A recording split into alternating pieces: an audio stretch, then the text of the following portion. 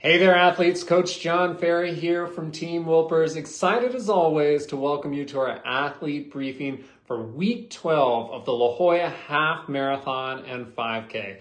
And also, welcome to race week. So all runners should be backing off volume, should be backing off intensity, should be trying to get a little bit of extra rest and getting ready to have a great race this weekend.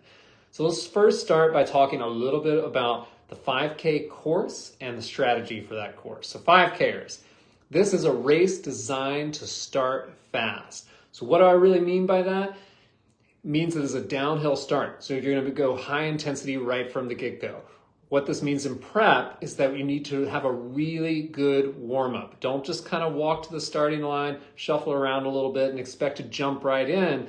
You need to really spend some time doing some running. You need to go through and make sure to do your mobilizations, maybe a few strides included in there. You need to get your body prepared to come off that starting line nice and hard. There's a significant downhill to flat over the first 2 miles of the race course. Why is this kind of first 2 miles so important here? Because you actually have a little bit of a challenging climb around the 2.5 mile marker here. So it's important to take advantage of that fast start because you're going to lose just a little bit of time on that uphill there before one final decline for a very fast finish to the finish line. So let's talk about this hill. When attacking the hill, what I want you to do is, it's very likely you're going to just lose a little bit of pace going up that incline. That's okay. What I want you to do as best as possible is focus on matching the energy from the flat and the downhill to that incline. So back off a little bit, just a little bit on the incline, really then hopefully saving the energy to have a fast finish on the descent to the end of the race course.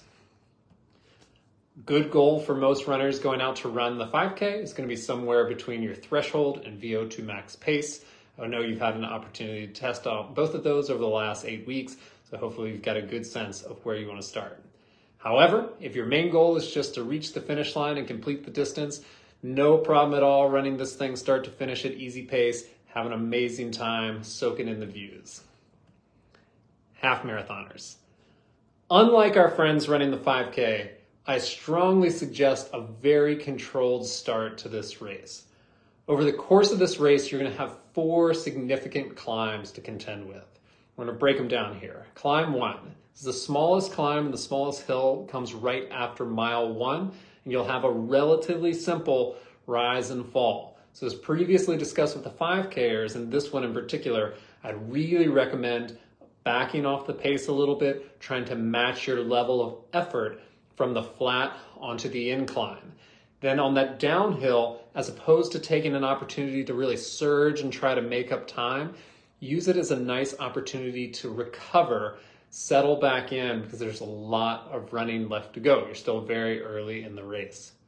Climb 2 starts just after the 3 mile marker, and it's kind of a 2-part hill that climbs all the way to rise 4. So you're going to kind of have a rise, a settle, and a second rise here. This is a lengthy hill, so it's really important to monitor your energy and not overdo it here. You want to be very thoughtful, make sure you're not breathing too hard. You don't want to be huffing and puffing too much at this point of the race. That's for later in the race, mile 10 and beyond. So be really thoughtful just to monitor your energy. You're going to give up a little bit of time on the uphill. You'll make it up down the road. Climb 3. The most significant climb of this race starts at mile 5.75 and is definitely going to be a bear. So know it's coming, know how to approach it. So you're going to want to genuinely back off the pace here. You're going to actually have to back off pretty significantly just to match that energy level from the flat to the road. That's okay. Want to really focus on your form, want to really focus on your breathing. Want to really make sure you're maintaining a nice tall posture, keeping your head up the hill. Just remember, there's nothing on the ground but defeat. You're rewarded after this climb by a really nice lengthy downhill from miles 9 to 11, where you can really settle back in, really make up some of the time you lost in this hill, if you still got the energy. So that's why I started by saying it's a conservative race start. This has to be a smartly run tactical race, making sure you're not using too much energy early so that you can take advantage of some of these topographical features later in the race. Climb 4 is the same climb the 5K is going to get it there, but for you, it's going to be around mile 12.5. You'll definitely be tired. You'll definitely be sensing the finish line, and you definitely won't appreciate the location of this hill, but race directors love a little hill towards the end, so here we are. You're going to want to relax the effort up that incline so that you can really put in a good hard surge all the way through the finish line and that very fast finish. Pacing for the half, for most racers, it's going to go somewhere between our half marathon training pace that we use for challenge and your easy pace.